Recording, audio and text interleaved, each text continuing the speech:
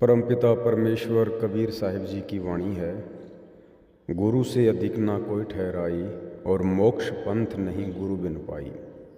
यानी भगत के लिए अपने गुरुदेव भगवान से बढ़कर और कोई भी नाते में रिश्तेदार हो, माता पिता हो, भाई बंधु हो, कोई भी विशेष नहीं होता है, मुख्य नहीं होता है। सतगुरु से बढ़कर भगत के लिए दूसरा कोई नहीं होता है। ये दुनिया का सबसे अहम और गहरा रिश्ता है गुरु और शिष्य का। यानी एक व्यक्ति की अपने माता पिता में भी उतनी श्रद्धा और आत्मसमर्पण की भावना नहीं हो सकती जितनी ज्ञान समझ में आने के बाद एक शिष्य की अपने गुरुदेव के प्रति हो जाती है। इसलिए गुरु शिष्य का नाता संसार में सबसे ऊपर, सबसे बढ़कर और सबसे अहम होता है। भाई और बहनों, पूज्य गुरुदेव भगवान परमेश्वर रामपाल जी के आशीर्वाद से हम सभी भाई बहन पतिव्रता पद को प्राप्त कर चुके हैं। अब पतिव्रता पद को प्राप्त करने का मतलब ये नहीं है कि यदि हमें अध्यात्म के विषय में बहुत सारी बातें समझ में आ गई हैं तो हमारा उद्धार निश्चित हो जाएगा। हाँ, उद्धार तो निश्चित हो जाएगा, मालिक का वचन है, लेकिन अंतिम श्वास तक हमने उन मर्यादाओं में भी रहना पड़ेगा जो मर्यादाएं गुरुदेव भगवान ने मोक्ष प्राप्ति के लिए हमें बताई हैं। जैसे परमात्मा जी कहते हैं कि दूध को गर्म करके दही बनाया जाता है, दही को रगड़ के फिर मक्खन निकाला जाता है, घी निकाला जाता है, लेकिन घी निकालने के बाद भी उसकी लास्ट की जो प्रोसीजर है, उस प्रोसीजर के तहत उस घी को फिर अग्नि में तपाया जाता है, उस घी को गर्म किया जाता है ताकि घी के अंदर जो चेडू होता है, हरियाणी भाषा में उसको चेडू बोलते हैं, जो सफ़ेद सफ़ेद झाग से होते हैं ना, जो छाछ के कुछ वो कण होते हैं, अगर घी को ढंग से गर्म ना किया जाए और वो चेडू बाहर ना निकाला जाए तो भी घी आगे चलकर खराब हो सकता है। तो अभी तक परमेश्वर रामपाल जी ने सन 1994 से लेकर और 10 अप्रैल 2026 जिस दिन पूज्य गुरुदेव भगवान हिसार जेल से बाहर आए तो परमेश्वर जी ने अपनी लाखों की करोड़ों की संगत में से मक्खन निकाला। मक्खन को परमेश्वर ने एक तरफ कर दिया। सब जानते हैं, साथ संगति से जुड़े सत्सेवक भाई बहन परमेश्वर जी के वो मक्खन हैं। अब मक्खन को परमेश्वर गर्म करेंगे, यानी साध संगति से जुड़े हुए सभी भाई बहन ये ना समझें कि हम मोक्ष प्राप्ति के लिए पूर्णतया योग्य हो चुके हैं। हम केवल मोक्ष प्राप्ति की लाइन में हैं, एक अच्छे सच्चे नेक भगत बनने की हम लाइन में हैं। तो अब परमेश्वर उस मक्खन को गर्म करेंगे, यानी अब साथ संगति से जुड़े भाई बहनों की ये अग्नि परीक्षा चल रही है। और गर्म करने के बाद जो कण होगा छाछ का, यानी अभी भी जो कमज़ोर आत्मा होंगी, जिनके मन में कोई दोष होगा, छल कपट होगा या किसी भी प्रकार से कोई कमज़ोर संस्कार होगा, तो परमेश्वर उसको साथ संगति से बाहर निकालेंगे।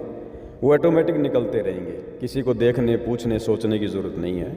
वो परमात्मा जी की अपनी प्रोसीजर है, वो अपने आप ही बाहर आ जाएंगे। कुछ तो बाहर आकर दिखा देंगे कि हाँ, हम साथ संगति से जुड़े हुए थे, अब हमने वहाँ जाके माफ़ी मांग ली, फला कर लिया, दिखना कर लिया, साथ संगति में कुछ नहीं है। बहुत सारी बातें आती रहेंगी, जाती रहेंगी। जब घी को गर्म किया जाता है तो विशेष कोई विधि अपनाने की ज़रूरत नहीं पड़ती है। जो कचरा होता है, जो चेडू होता है, वो ऑटोमेटिक ऊपर आ जाता है। तो ये प्रोसीजर तो पूज्य गुरुदेव भगवान के आशीर्वाद से चलती रहेगी। और बाकी जो भाई बहन हैं जिनको परमेश्वर ने वास्तव में घी बनाना है तो वो तो बन के रहेंगे। और जो प्रोसीजर परमात्मा जी ने अध्यात्म में आगे बढ़ाने वाली आप और हमें दे रखी है, बहुत सारी वो भक्ति क्रिया जो संगत अभी तक जानती भी नहीं है, जो भक्ति क्रिया वर्तमान में साथ संगति में कई वर्षों से चल रही है, गुरुदेव भगवान की मेहर प्राप्त करने वाली, गुरु को प्रसन्न करने वाली। अब इसी प्रोसीजर में भाई और बहनों, गुरुदेव भगवान की प्रेरणा से हम आगे बढ़ेंगे। दास ने वो जो प्रोसीजर है वो शुरू कर दी है और ये प्रोसीजर सिर्फ और सिर्फ गुरु और शिष्य के बीच में होती है। अन्य किसी के बीच में नहीं होती है। माता पिता के साथ भी ये प्रोसीजर नहीं अपनाई जा सकती है। संसार में और कोई रिश्ता नहीं है जिनके साथ ये प्रोसीजर अपनाई जाए। तो वो प्रोसीजर है, जैसे हम गुरुदेव भगवान के चरण धोकर चरणामृत बनाकर पीते हैं। अब भाइयों और बहनों, हम पूज्य गुरुदेव भगवान के चरण कमल दोनों समय, सुबह और शाम, जैसी भी आपकी व्यवस्था है घर में, आप एक समय बनाते हैं या दोनों समय बनाते हैं, तो अब हम पूज्य गुरुदेव भगवान के चरण कमल जो है जल से तो धोते हैं, और वो तो धोना ही धोना है, लेकिन जल से परमेश्वर के चरण कमल धोने से पहले हम दूध से पूज्य गुरुदेव भगवान के चरण कमल धोएंगे, क्योंकि ये प्रोसीजर केवल गुरु के लिए ही अपनाई जाती है। और दूध से अपने पूज्य गुरुदेव भगवान के चरण कमल धोकर और फिर उसका पान करना, ये एक शिष्य की अपने गुरु के प्रति गहरी श्रद्धा और आत्मसमर्पण की भावना को दर्शाता है कि आप अपने गुरु के प्रति कितने समर्पित हैं, किस हद तक आपके हृदय में अपने गुरु जी के लिए श्रद्धा भाव है।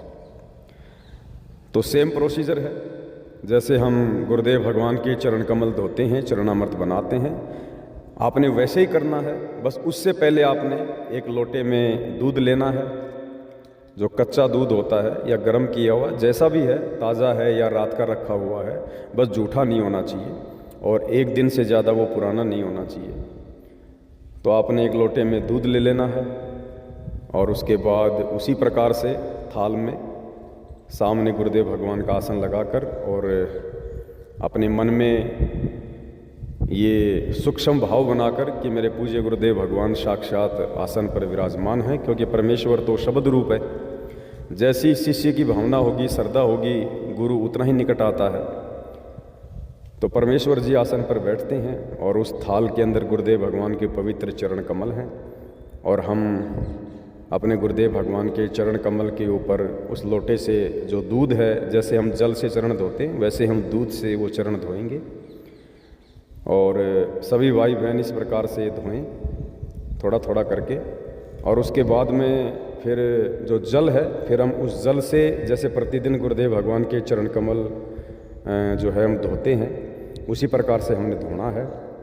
बस अंतर इतना है, पहले आपने थाल में गुरुदेव भगवान के चरण कमल दूध से धोने हैं, और जब दूध से धो लें उसके बाद दूध को हम किसी दूसरे लोटे में निकाल लें, और उसके बाद फिर हम जल से परमेश्वर के चरण कमल धोएं।